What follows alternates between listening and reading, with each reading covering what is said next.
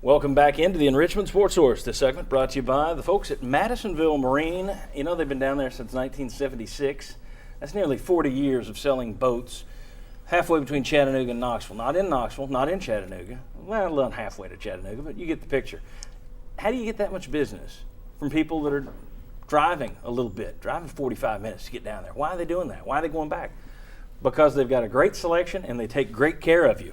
Bob Hodge from here on the show, he bought his boat recently at Madisonville Marine. Very happy with the boat, very happy with the customer service down there. Everyone who buys from them is Madisonville Marine. See for yourself. All right, want to welcome in the next wave of folks on today's show. We have over here our former quarterbacks. We got Sterling Hinton. We have Bobby Scott. Thank you, gentlemen. Great to be here. Right over here, Mike Strange from the Knoxville News Sentinel, Chuck Cavaleris, longtime media member throughout Knoxville, radio, TV. The grizzled paper, megaphone. All right, two styrofoam cups and a string. Okay. Or at least two styrofoam cups.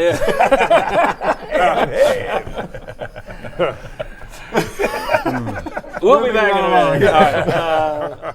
I want to know the positives from you guys. I want to know the negatives, and that's an easier request from these guys. What are the positives heading into the Georgia game? What do you see as positives for Tennessee right now? Looking from what you've seen so far, not just last week, not just yesterday. What have you seen so far that gives you a positive feeling going into Georgia? There are not very many positives. I mean, I'll leave that for Sterling. I'm not defecting, but I just don't see anything that says that we're going to go out there and kick their butt. Yeah. Sterling? Well, I thought you. Well, I think we got to find a way to get Worley in that zone he was in for a minute. I mean, Worley looked real good for a minute. Hey, just 60 more of those. It showed the potential. It showed a lot of the potential that he has. So if he can get in that zone, and one thing I was really impressed with yesterday, I think Coach Gillespie deserves some kudos. The running backs didn't leave many yards on the field yesterday. They made some great cuts, were very decisive with their decisions, and got down the field. A lot of yards yesterday. They did, but we'll talk about. I've got some numbers we'll talk about a little later in the show. Next segment. I'm going inside the stats, Sterling. All right. All right. So we've got to get Worley in a little bit. You saw a glimmer of hope with Worley. That was a short episode over there on that that side. really. Let me give him some help. One thing that you saw too, was he threw the ball flat-footed a couple of times where, the ball just sailed over everybody. That wasn't a positive. No. Yeah. That was not. That's Here, I'll throw out some positives. They don't have the to Georgia take game's at home. Tennessee has surprised Georgia and Knoxville a couple of times. And we won all our home games. That's right. Haven't played anybody good yet. Yeah, all right. No Todd Gurley, probably, for Georgia. But as we mentioned, you do have Keith Marshall and Aaron Murray threw for 400 on LSU. Here's a possibility. Georgia could be flat. That was an awfully emotional game for them yesterday, going against their former quarterback. Now they're on the road. Teams can go flat in that kind of a situation. I'm trying here. Yeah. I was hoping that. I think I'm going to talk to Coach and him let you come over and talk to him. Yeah, I motivated him in 2007 the column. Negatives. Well, to me, the big one was you're playing a team, South Alabama, that's just barely into FBS in its infancy, and their offense had your defense on its heels way too often. Yeah, especially from the get-go. And way too deep in the ball. Yeah, and how about another big negative? The turnovers in the red zone. Yeah. Or, when you get down there at the end of the half and you can put some more points on the board. And I think that's one of the big problems, I guess, I see, other than the inconsistency with Justin Worley, is he doesn't seem to be able – he locks in on that primary receiver. And he can't really, go somewhere else. And if you're going to run the zone read, the biggest negative to me – your quarterback has got to be able to pull it out and keep it more. He ran it twice for 10 yards each yesterday, which shows that they such a rope-a-dope that nobody expected him to run with it. That's positive, Chuck. Yeah, hey, what about, you mentioned it, turnovers. You've had 9 turnovers in the last 2 games. Yeah. 9 in 2 games.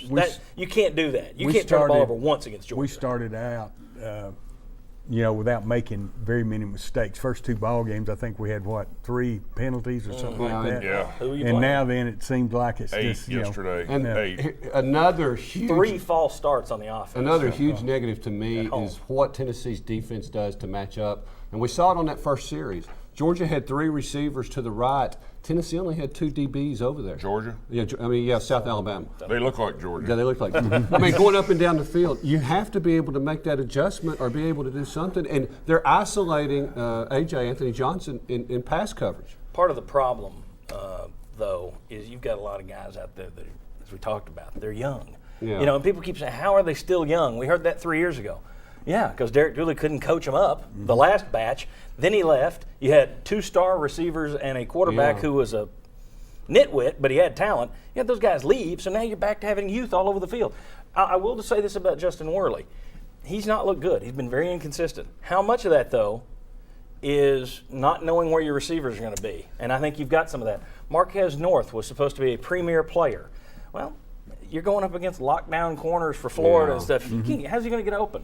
Those guys have to learn that, and I'm not trying to make excuses. But didn't he play That's a running reality. back until his senior year in high school? I mean, he's a really, really young wide receiver. Let me throw out a couple more positives here. Possible positives. I think Cam Sutton and Dontavis Sapp deserve to have their names called again because their names have been called a lot all season. In terms on that defense, Right. Cam Sutton looks like he's going to be a player. So still make some mistakes as a young guy, but he looks like he's going to be a player. And Dontavis Sapp has been he's been busy all this season, I think. You may look at this as a positive. Daniel McCullers had 6 tackles yesterday. Granted, South Alabama, but he's not done much this year. And I thought it was hysterical this week at practice with some NFL scouts over there. Butch Jones called him out and said, "Hey, Daniel, we got some scouts here to see if you have a pulse." Yeah. And then he comes out with 6 tackles.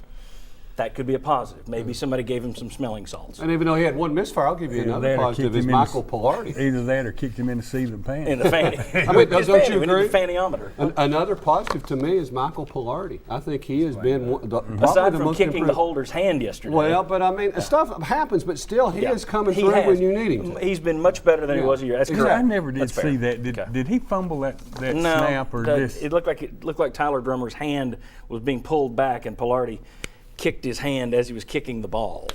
Now, whether Pilardi took the wrong angle or Drummer didn't get his hand back quick enough, that's for the coaches to decide. But it was something I had never seen before. All right, we got to catch a break. When we come back, can Tennessee get actually? What we're going to do next is the scorecard. Yeah. We'll talk about the passing rush later. Next, scorecard. Come on back.